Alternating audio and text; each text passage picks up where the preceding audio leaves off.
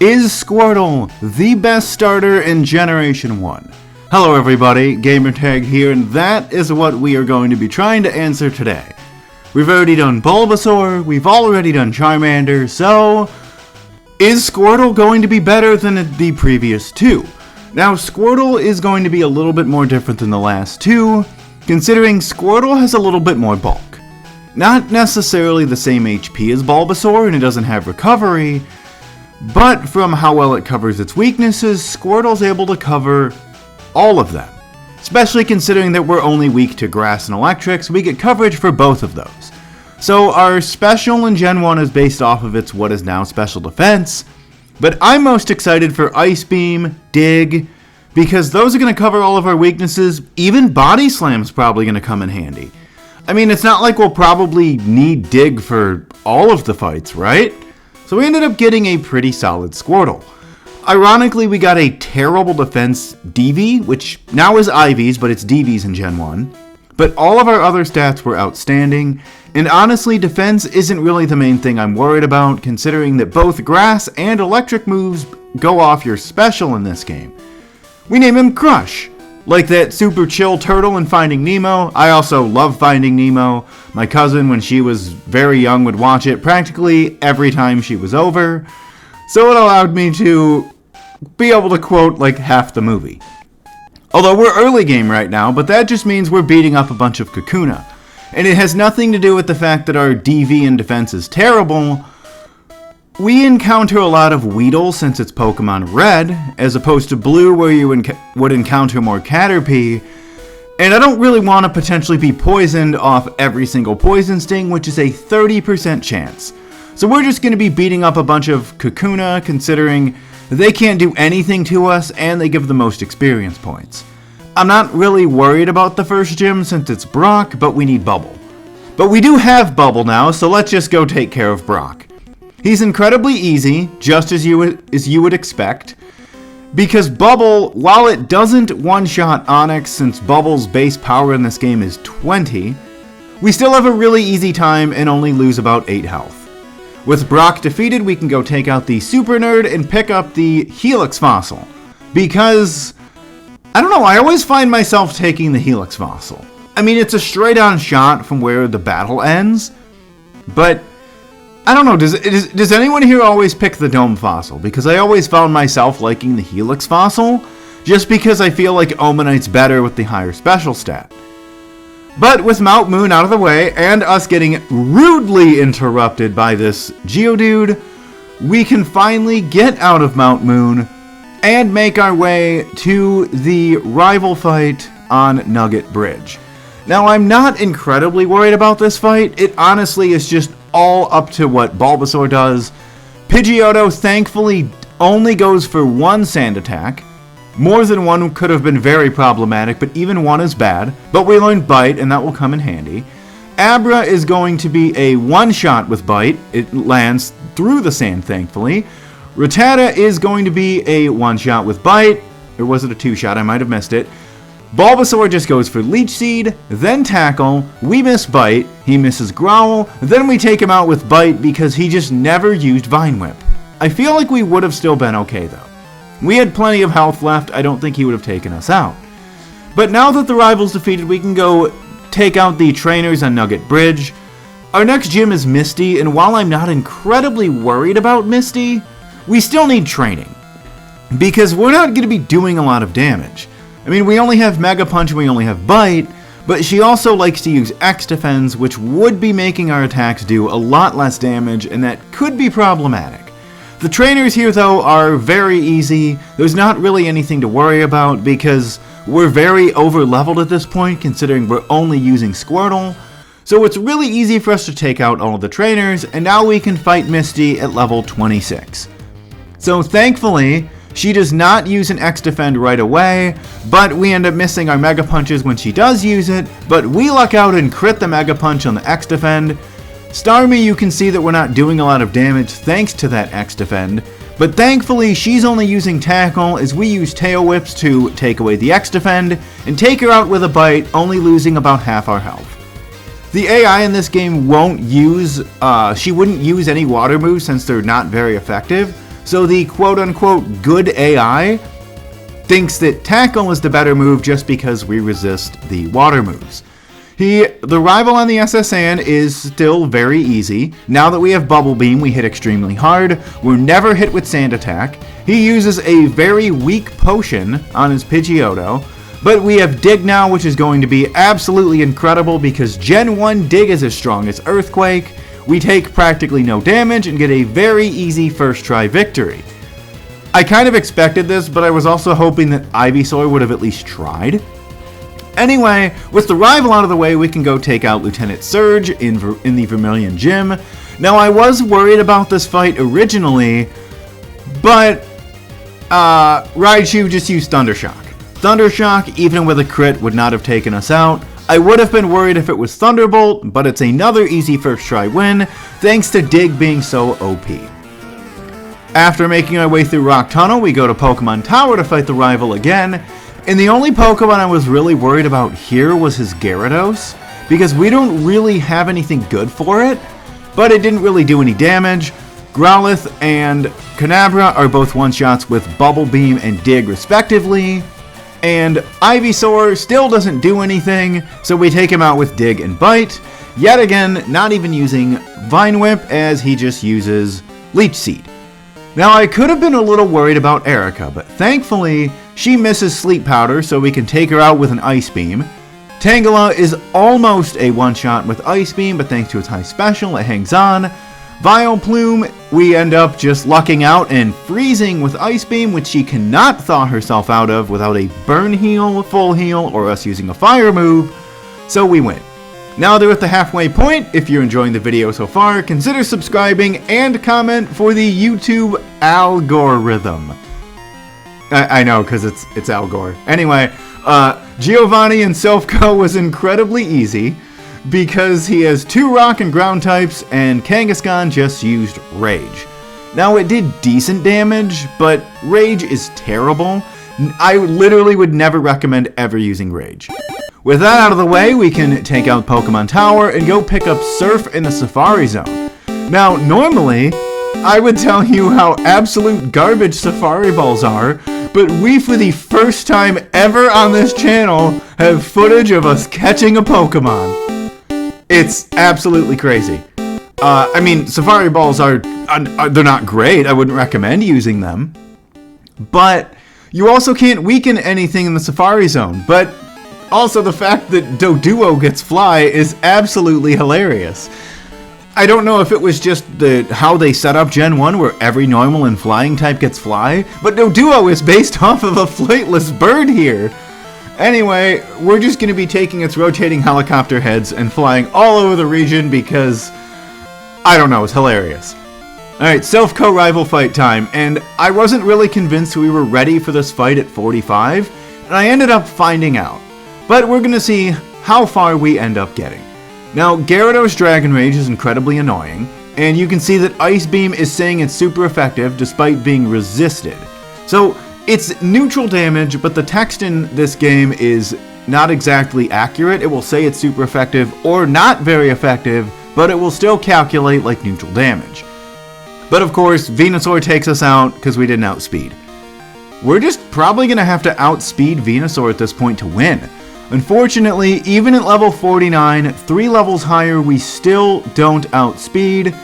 We do get him to use a Vine Whip and we survive, but unfortunately, we don't KO with Ice Beam, and then he just takes us out with another Vine Whip. Okay, well, hopefully we outspeed at 50, because I don't want to have to grind too much more. We'll have to see what happens. Okay, so as normal, he leads Pidgeot. Whirlwind can't affect us. Ice Beam is not quite a one-shot, but it's not a big deal. His quick attack does nothing. Gyarados, we just start chipping away with Ice Beams, as he just goes for Bite, which isn't doing a lot of damage. He then uses Leer, which is fine, so we take him out.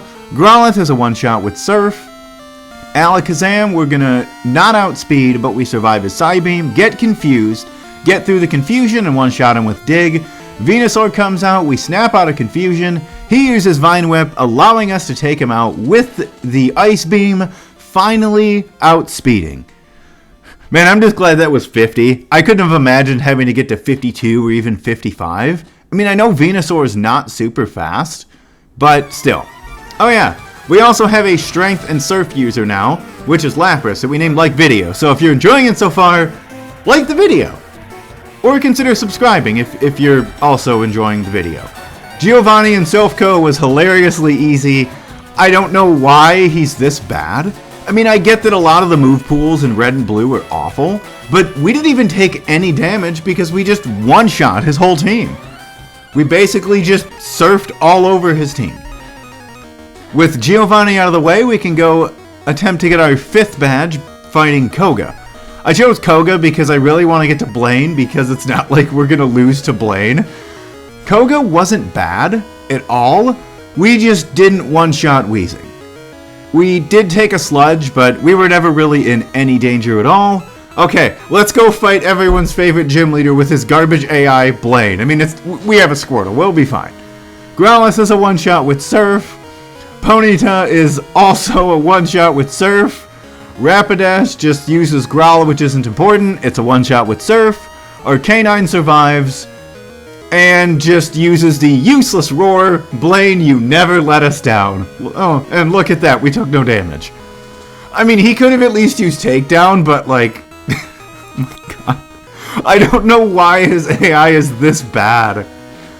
Roar can only work in wild Pokemon encounters.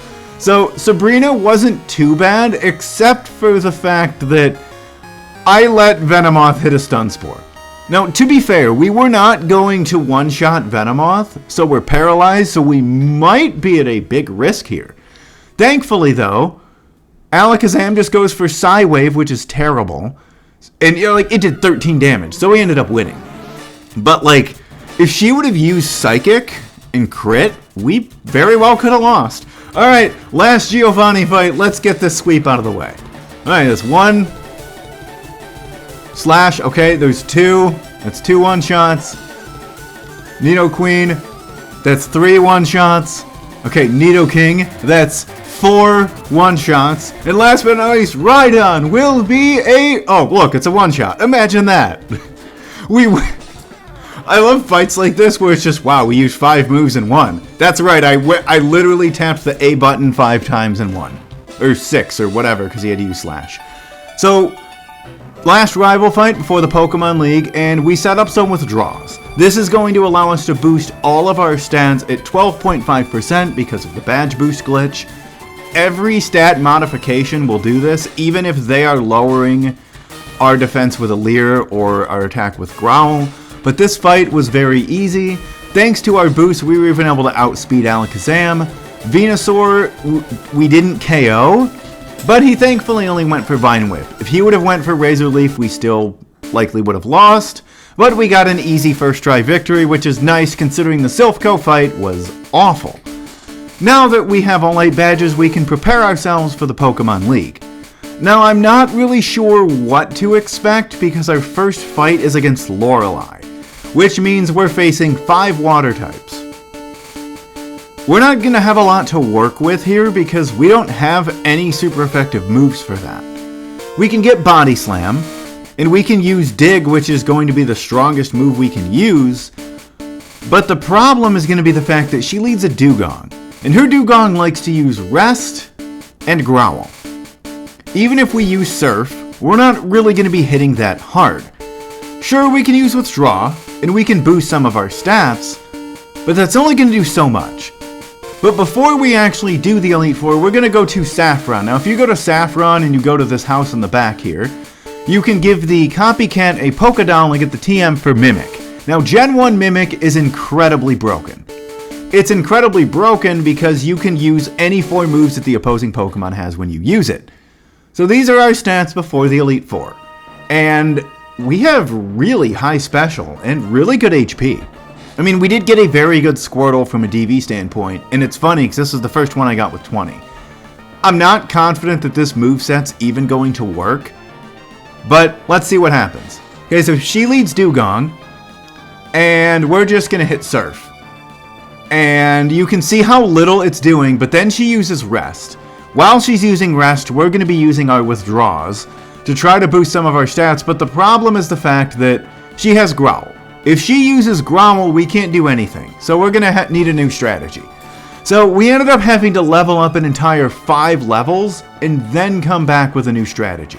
So you can see we have Body Slam and no longer have Ice Beam. We have the TM for Blizzard, so I don't think we're really going to need Ice Beam. So we set up some withdrawals and we're able to work through Dugong without taking any damage. Cloyster is a 2-shot with Surf. We end up hitting ourselves in Confusion. We don't do much though, thanks to the defense boosts.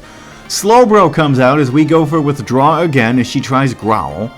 And Growl is boosting all of our stats too, but you can see just how little we're doing thanks to the attack drops from Growl. Thankfully for us, Loreli isn't doing much either, and Surf's still hardly doing anything since she resists. We end up lucking out and critting Dig so that we're able to finish her off with Surf. Jinx is going to survive thanks to the attack drops, but you can see how little her Thrash is doing as we take her out with Surf. Last out is Lapras. She is going to confuse us. We hit ourselves. She paralyzes us with Body Slam. We hit ourselves again. We hit Body Slam on her with a crit. We hit ourselves in confusion. She Body Slams again, and then we take her out with Surf. That is probably the most ridiculous and longest fight I've ever had for an opening member, but we somehow won. At least Bruno will be easy. Okay, so we're just going to set up a couple withdraws just to help our stats our moves do a little bit more damage. I'm not worried about us taking damage, but at least we can take him out more effectively. So I should have went for Surf on Hitmonlee because it would have one-shot, but we're still okay. We just 2-shot him with Body Slam and Surf. Onyx is a 1-shot with Surf. Machamp, we go for Surf, and he just uses Leer. He wouldn't have taken us out anyway. We can take him out with a Body Slam and get an easy first try victory. Next up is Ghost Trainer Agatha, and this is the exact reason why I still have Dig. So I was worried when she switched to Golbat, because I thought she might Haze, but thankfully she just uses the retroactive Super Potion, so now we can just outspeed her first Gengar in 1-shot with Dig. Now, the growing a level is going to get rid of our speed boost and everything else outside of defense. Haunter's a 1-shot with Dig. Arbok is a 1-shot with Dig. Last Gengar does outspeed, but she just goes for Dream Eater as we 1-shot her with Dig. Seriously, Dig in Gen 1 is just so OP. So glad they changed it to 60 power in Gen 2, because it really needed to be nerfed. Now Lance is a problem. Lance leads a Gyarados, which is, all of you probably know that Gyarados is a problem for us to deal with. Even with Body Slam, it still takes us a few attacks. Blizzard is going to be a 1-shot on Dragonair. The second Dragonair is also a 1-shot, but... oh, no. Oh. Okay, I didn't think we'd outspeed Aerodactyl. Okay, then we're going to win just fine. Blizzard 1-shots Dragonite. Okay. This actually took a few tries because we had to make sure we would actually be able to get through Aerodactyl. We lost to like 5 critical Hyper Beams. Alright, time for the Pokemon Champion. Can we first try, for the first time, with a starter, the Pokemon Champion? So we just open up with withdraws. Pidgeot uses Mirror Move to copy Withdraw, but we're just going to 1-shot him with Blizzard. Also, I apologize for the flashing on the screen. I cannot turn off move animations. Alakazam is a 1-shot with Body Slam. Rhydon is a 1-shot with Surf, because naturally. Now comes Gyarados. We Body Slam, he hits Dragon Rage for 40 HP. We Body Slam, paralyze him, he misses Hyper Beam, so we disrespect him with a Surf KO. Arcanine is a 1-shot with Surf. Last out is Venusaur. Is this the moment? Oh, hey, look, we're level 69. Nice. So we hit Blizzard. We do half. He misses Razor Leaf. We miss Blizzard. He crits a Mega Drain, leaving us to 8 health. We hit Blizzard again. He uses a retroactive Super Potion. We Blizzard and freeze Venusaur, giving us a guaranteed win because he can't thaw the freeze. Okay, that's not the way I wanted to win or expected to win, but I can't be upset. A freeze is actually cool. He couldn't even cure it because we didn't have fire moves and he only has 1 full restore. What a way to win the run. I hope all of you enjoyed that, and I don't know what starter I think was the best here. I mean, they all had their struggles, but it's really hard to pick. But let me know which starter you think did the best job in Gen 1. Also, leave suggestions down below in the comment section, but I'm really excited for the next run as we attempt Pokemon Crystal with only one Furret. I've never used a Furret long term, so I'm really looking forward to this one, especially because this will be the first time we get to use a fully evolved Pokemon for the entire run. But, yeah, leave suggestions. I really want to tackle some Gen 3 ones, but thanks for watching, everybody. Have a great day.